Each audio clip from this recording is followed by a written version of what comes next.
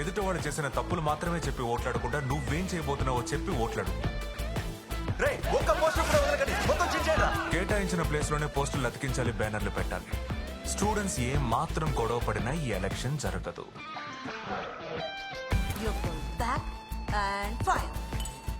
Sir మొత్తం 5,500 students ఉన్నారు sir. వాళ్ళని మొత్తం 10 కేటగిరీలుగా డివైడ్ చేసాం.